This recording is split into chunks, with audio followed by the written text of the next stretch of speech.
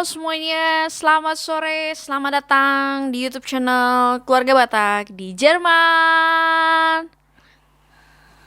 Kemarin suamiku udah bercerita tentang masa-masa sekolahnya dia, dan sekarang gantian aku yang akan bercerita tentang masa-masa sekolah aku.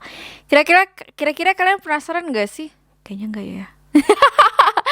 But it's okay, aku akan tetap menceritakan karena ya besok tidak ada konten guys, masalahnya guys. Jadi aku tetap membuat video ini, upload supaya ada konten besok, ya kan? Jujur sekali.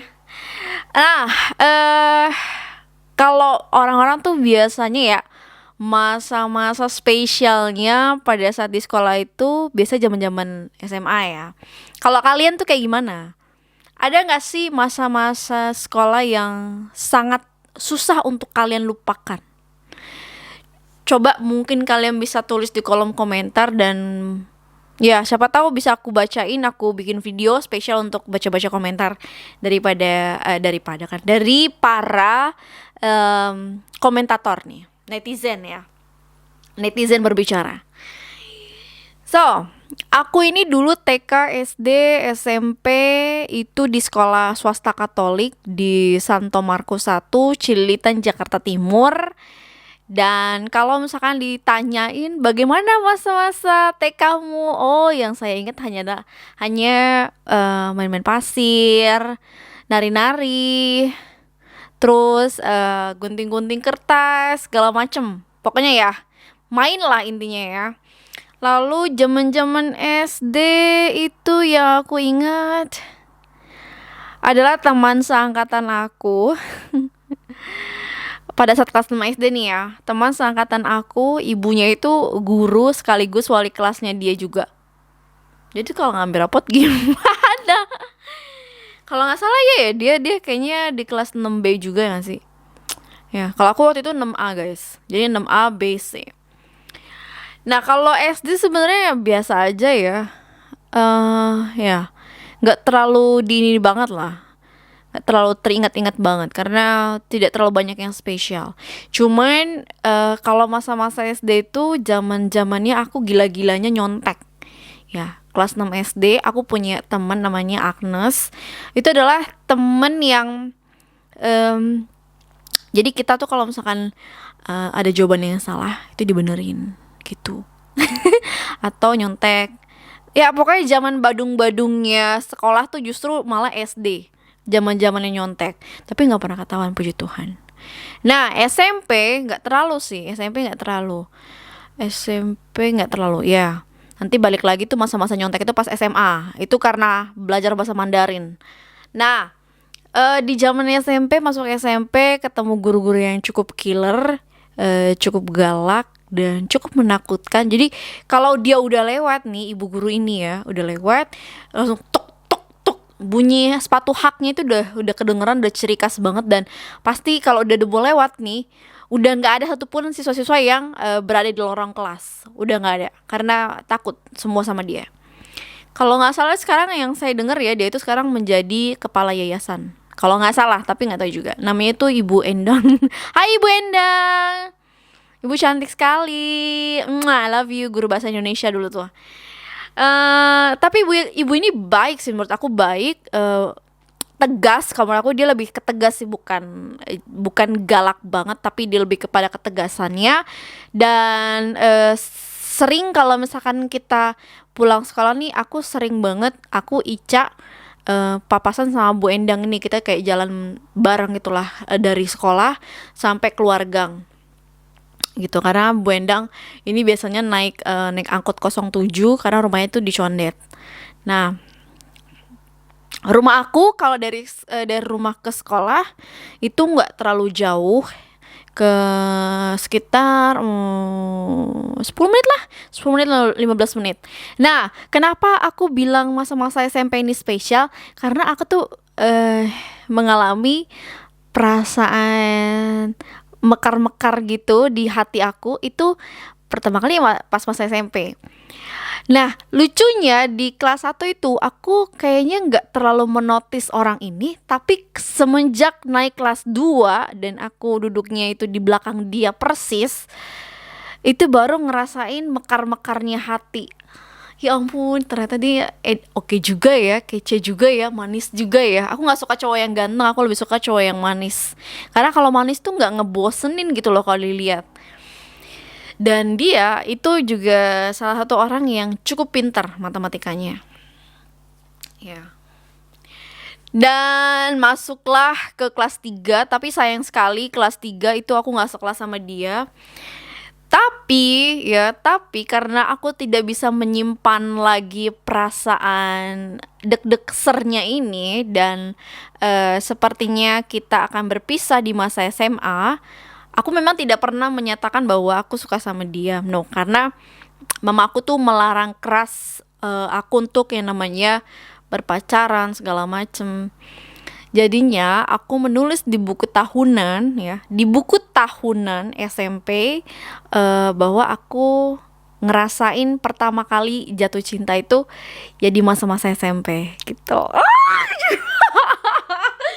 Aku pernah sekali iseng-iseng stalking IG-nya dia, dan ternyata dia itu akhirnya punya pacar ya. Karena setahu aku dia juga prinsipnya itu sama, dia tuh nggak mau yang namanya pacaran-pacaran gitu pada saat masih masa-masa sekolah. Tapi aku nggak tahu ya pas masa-masa SMA dia udah kenal-kenal pacaran atau enggak.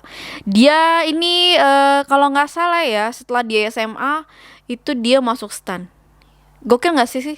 Aku tuh sampai stalking dia, padahal pada saat itu aku udah masuk SMA, kita udah pisah sekolah. Tapi puji Tuhan ya guys, puji Tuhan ya, temen gereja aku itu satu sekolah sama dia. Jadi aku bisa stalking dia. Dulu kan belum ada Instagram, dulu tuh masih belum zaman-zamannya sosial media seheboh sekarang, sekece sekarang, familiar sekarang. Dulu tuh enggak. Jadi tuh kalau misalkan aku pengen tahu dia seperti apa sekarang, itu pasti aku akan tanya sama teman gereja aku ini. Namanya tuh Ike. Hai Ike, udah lama ya gak ketemu sama Ike. Nah,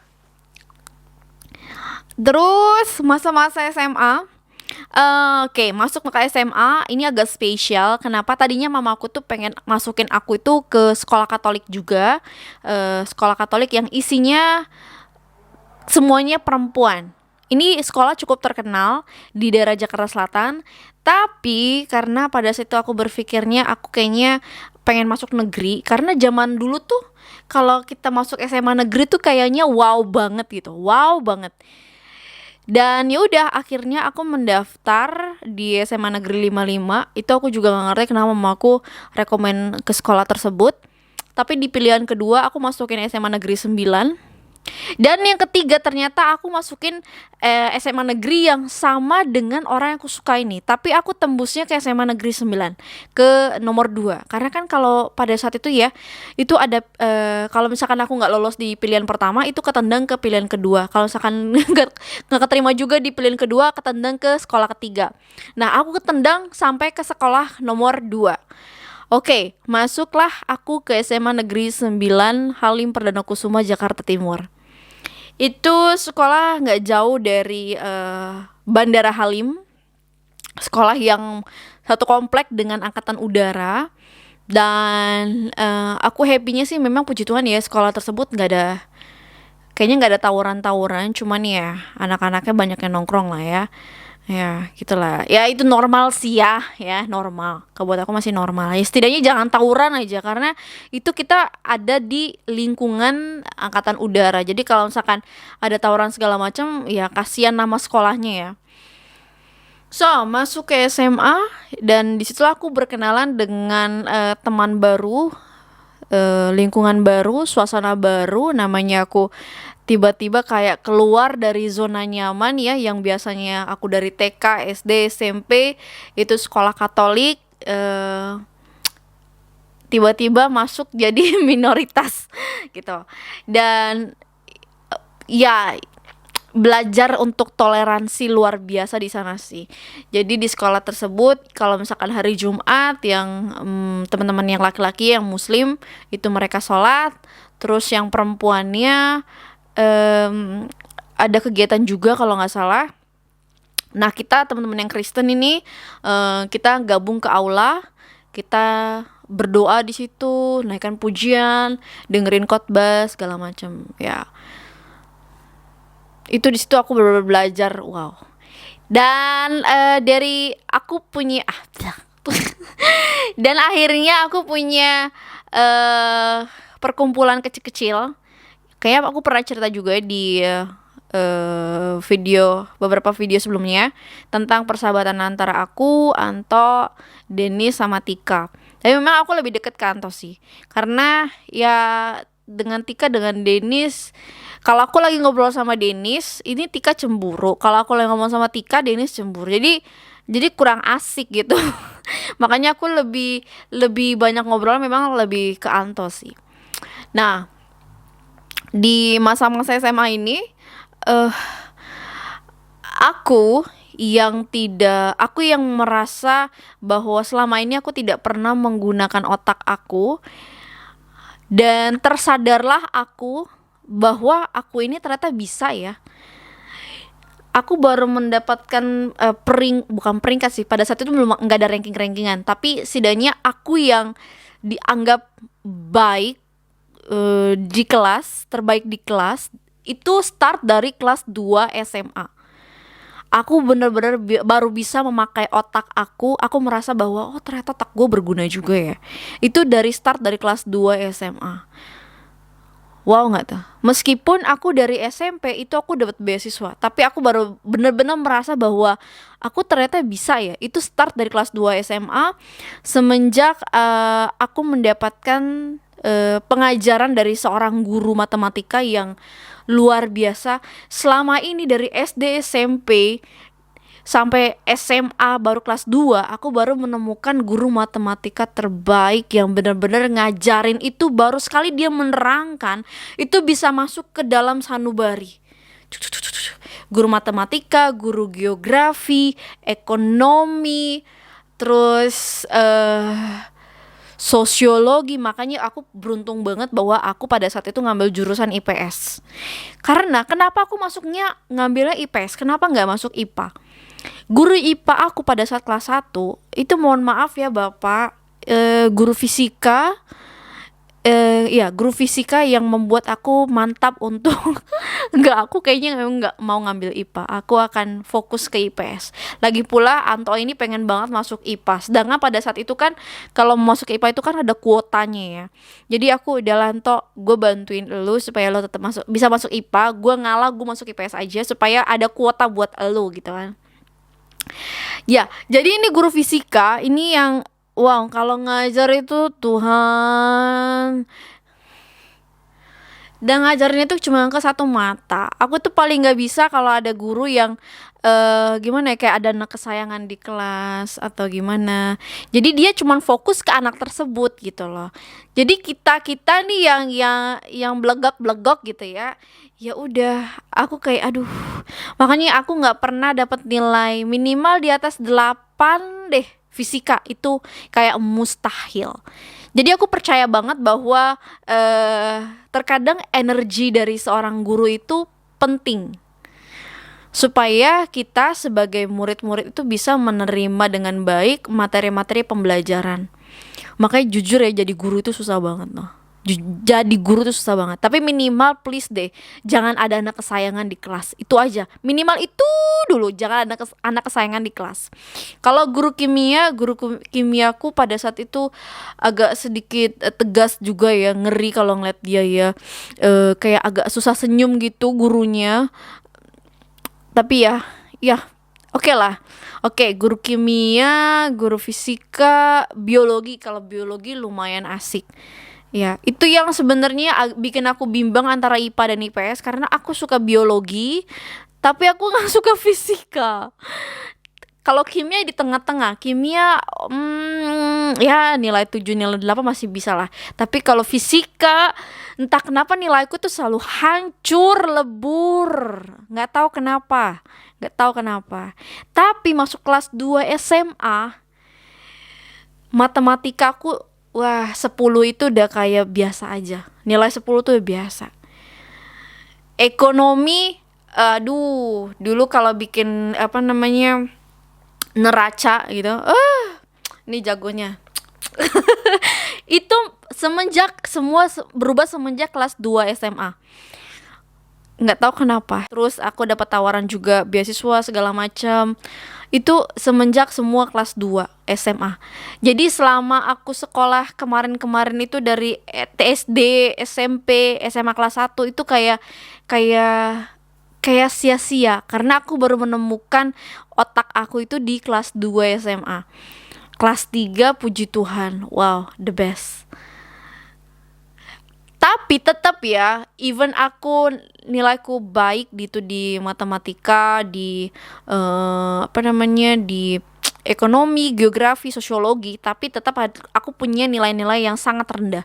Contohnya, satu, bahasa Indonesia. Entah kenapa, mungkin karena menganggap bahwa bahasa Indonesia adalah bahasa ibu yang hai bisalah bisalah bisalah, saking diremehkannya. Tapi setiap baca soal itu, kenapa sih bahasa Indonesia tuh panjang-panjang banget soalnya gitu loh, jadi kayak males duluan gitu. Dan kesalnya kalau kalau pelajaran bahasa itu ya, itu jawabannya tuh hampir-hampir mirip gitu loh, hampir-hampir mirip, mengecohkan. Udah soalnya panjang lebar, jawabannya hampir mirip-mirip, jadi kan ya bikin rancu gitu loh bahasa Indonesia. Nah, tapi lucunya nilai bahasa Inggris aku di ijazahku itu justru lebih bagus dibandingkan bahasa Indonesia. Aneh kan? Ini makanya malu banget. Ini malu banget. Masa bahasa ibu lebih rendah nilainya dibandingkan bahasa asing? Itu nggak boleh. Jangan dicontoh ya teman-teman ya. Terus ada lagi satu no, bentar. Oh iya, satu pelajaran yang bikin aku selalu nyontek. Satu pelajaran yang bikin aku selalu nyontek. Mohon maaf Lause ya, bahasa Mandarin. Mohon maaf Lause, kayaknya kita selalu mengelabui Anda karena pada saat itu ada yang mengkoordinator di kelas. Kalau mau ujian pelajarannya Lause, itu dia bikin fotokopi kecil-kecil Lause, terus ditempelin di Lause. Mohon maaf ya Lause, kalau nggak ditaruh di laci meja Lause. Mohon maaf. Ya begitulah kita sekelas ya, karena kita nggak suka karena kita bingung pelajaran bahasa Mandarin Lause, karena kan alfabetnya beda, terus garis geras garis, aduh susah banget Lause. Mohon maaf Lause. Ya emang gak ada minat ya dulu ya. Tapi jujur ya, saya menyesal sekali bahwa dulu saya menyontek bahasa Mandarin. Kenapa? Karena bahasa Mandarin itu saat ini sangat-sangat penting sekali. Sangat-sangat penting. Yang aku inget ya kalau pelajaran bahasa Mandarin tuh cuman ni hao ma, wo ye hen hao. Terus apalagi ya? Ya itu aja. Ya bahasa Mandarin ya. Terus bahasa Perancis. Ya untungnya bahasa Mandarin cuma setahun dapatnya. Terus kelas 3-nya dapat bahasa Perancis ya. Saya agak iri dengan anak-anak IPA ya, karena anak-anak IPA ini bahasa Perancisnya 2 tahun, tapi kenapa IPS itu cuma setahun bahasa Perancisnya. Bahasa Mandarin setahun, bahasa Perancis setahun, saya nggak ngerti kenapa. Saya nggak ngerti. Dan untungnya ya, nggak tahu kenapa ya, pada saat ujian bahasa Prancis untuk speakingnya itu kan ada beberapa materi yang harus kita pilih yang ingin kita presentasikan. Kalian bisa bayangin bahasa Prancis cuma setahun belajarnya, itu pun dalam 1 minggu cuma 2 jam pelajarannya, terus ujian disuruh mempresentasikan. You bisa bayangin teman-teman semua, udah setahun belajarnya, cuman 2 jam per minggu pelajarannya, tiba-tiba di akhir ujian harus presentasi dalam bahasa Prancis. Dan pada saat itu ada beberapa materi yang dipilih, dan aku pilih tentang bagan keluarga, dan aku menceritakan tentang keluarga di situ.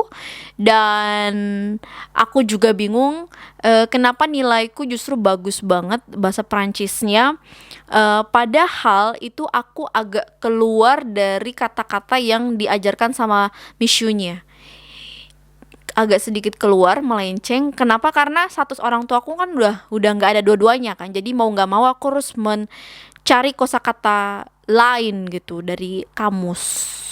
Di itu aku harus beli kamus waktu itu ke Senen. Dulu tuh aku tuh masih gaptek, gak tahu Google Translate segala macem. Jadi mau nggak mau ya beli kamus gitu loh. Kalau zaman sekarang kan enak ya, kalau ada kata-kata yang kita nggak ngerti kita tinggal Google Translate atau ya pakai alat segala macem. Karena aku baru pertama kali megang handphone itu Nokia 3310 ya. 3310 itu SMA kelas 1. Kalian bisa bayangin SMA kelas 1 aku megang no SMP kelas 3 apa kayaknya ya. Pokoknya zaman pertama kali megang handphone itu 3310, itu pun berdua sama nyokap sama mama. Terus punya HP sendiri Sony Ericsson. Ya, Sony Ericsson zamannya punya BB malah setelah aku udah punya uang sendiri kerja. Ya, perjuangan lah. Kalau zaman sekarang enak ya. Anak umur 4 tahun, 3 tahun udah punya handphone sendiri. Terus sekarang apalagi sekolahnya online ya. Makanya kasihan banget kalau misalkan anak-anak yang di pedalaman seperti itu atau anak-anak yang tinggal di kota tapi orang tuanya nggak mampu untuk beli gadget segala macem. Ya, gadget dulu tuh nggak semurah sekarang. Kalau sekarang tuh murah ya, 1 juta juga udah ada. Tapi tetap aja banyak orang-orang yang ya nggak usah ceritain tuh, jadi sedih. Aku takutnya nangis jadinya kalau menceritakan ada orang-orang yang untuk makan aja susah gitu. Karena aku pernah di posisi seperti itu. So next ya, kan kita lagi belajar tentang berbicara tentang sekolah, jadi harus yang happy, yang have fun. Terus oke, masalah nyontek menyontek lagi. Ada kejadian di mana kelas 3 SMA UN ya, UN itu mungkin aku adalah satu-satunya orang yang tidak mau membeli contekan. Karena seperti yang aku bilang, semenjak kelas 2 SMA aku merasa otakku sudah berfungsi dengan baik gitu kan. Jadi aku kayak ngerasa pede bahwa kelas 3 SMA buat apa aku UN harus beli kunci jawaban sedangkan aku udah belajar mati-matian gitu kan. Dan entah kenapa mungkin teman-teman aku pada benci banget sama aku karena satu, aku nggak mau ikutan beli kunci jawaban. Kedua, aku juga nggak ikut foto untuk buku tahunan segala macem. Aku nggak tahu, tapi yang jelas pada saat itu posisinya aku bukanlah orang yang populer, justru aku adalah orang yang sering dibullying sama teman-teman SMA aku. Makanya aku bilang zaman-zaman SMA tuh bukan zaman-zamannya spesial buat aku karena aku tahu istilah apa ya, aku dibullying gitu. Aku adalah korban bullying pada saat masih SMA. Jadi makanya aku kurang suka masa-masa SMA. Masa-masa SMP adalah masa-masa yang terindah. Ya, tapi lucunya pada saat ujian UN tersebut ya, ujian nasional, justru orang-orang ini yang sudah membeli kunci jawaban, tapi ujung-ujungnya tanya juga sama orang yang nggak beli kunci jawaban.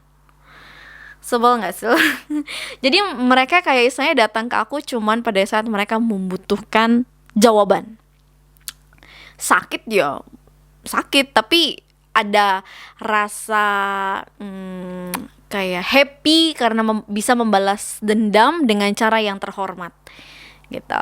Jadi kita kalau membalas dendam sama orang itu jangan pakai kata-kata yang kasar, jangan hina-hina orang, tapi balas dendam yang cantik itu, balas dendam yang terhebat itu adalah ketika kita bisa memberikan bantuan kepada orang yang sudah menyakiti kita gitu.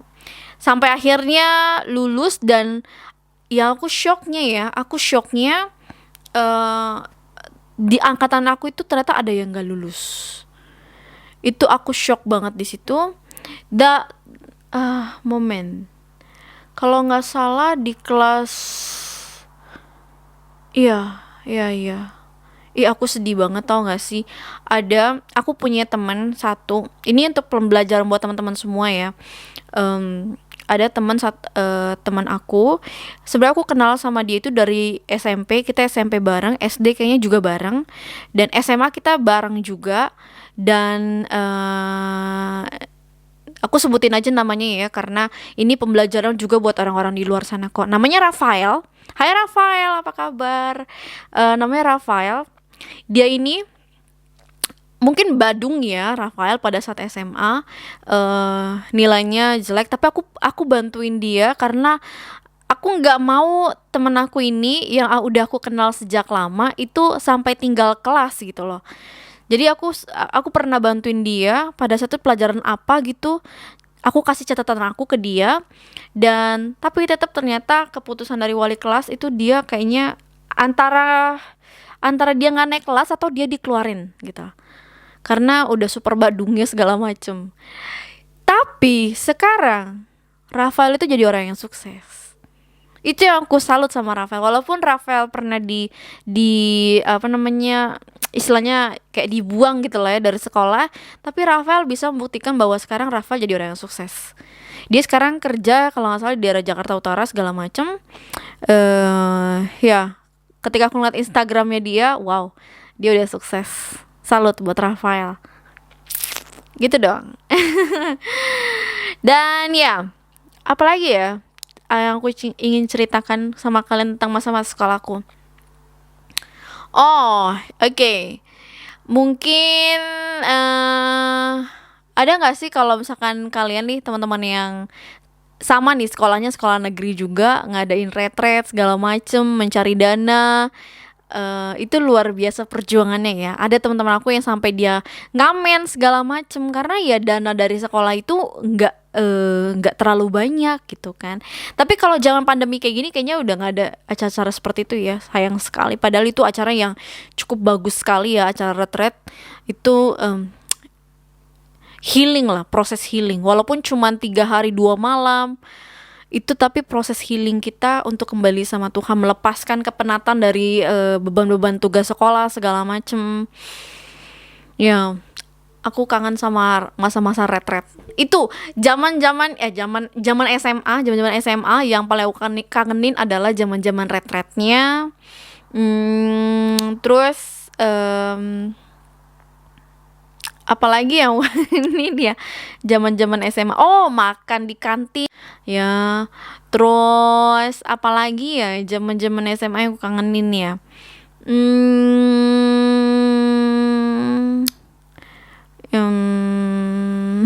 Bingung. Ya, guru-gurunya lumayan asik sih. Apa ya yang kangenin jajan SMA? Oh, aku pernah disetrap juga sama teman-teman sekelas kalau nggak salah. Gara-gara ada beberapa anak yang ngerjain tugas, terus satu kelas yang kena. Itu kayaknya normal ya, kayaknya sering kalian alamin juga ya. Oh, zaman SMP, aku mau cerita lagi zaman SMP. Jadi aku tuh pernah ikut lomba lari maraton. Ini 3 angkatan lomba lari maraton. Dan aku tuh teman-temanku tuh semua ngerumpi sana sini. Dan aku pada saat itu lari aja. Larinya pun pelan, guys. Itu aku bilang tuh pelan, bukan orang-orang yang lari maraton. Bukan, aku larinya santai. Tapi mungkin karena teman-teman aku yang lainnya itu cuman begini-begini sama yang lain gitu kan, saling ngobrol satu sama lain. Jadi nggak ada satupun yang fokus untuk lomba lari maraton. Dan sampai pada akhirnya kalian tahu aku itu juara loh. Juara 2 lomba lari maraton. Dan aku nggak pernah terfikirkan dalam hidupku bahwa aku adalah orang yang sangat penyuka olahraga berat seperti itu, maraton coy. Jatuhnya kan udah kayak gitu kan. Tapi semenjak aku juara 2 lomba lari maraton yang tidak pernah aku duga-duga, yang tidak pernah aku sangka, yang tidak pernah aku ambisiuskan ya. Semenjak itu guru olahraga aku selalu menganggap aku bahwa aku bisa lari dengan cepat seperti kuda. Jadi kayak ekspektasinya dia tentang aku itu semakin meningkat tajam.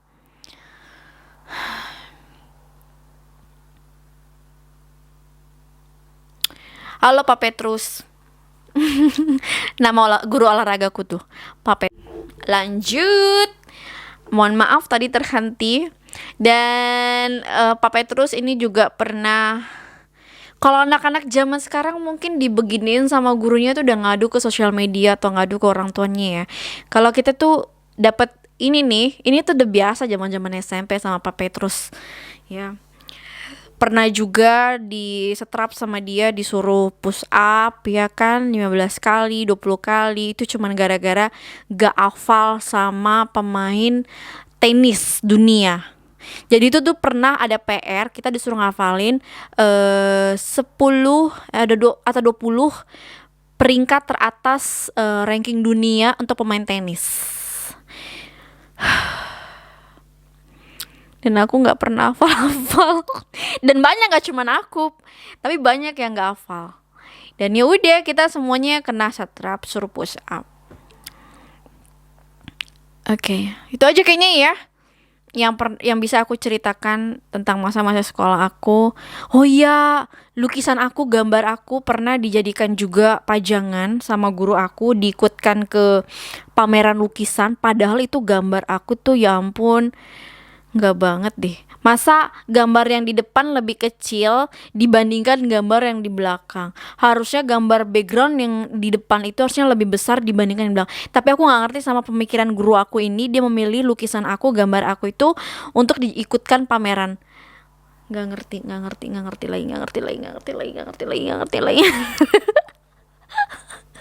Nggak ngerti lagi.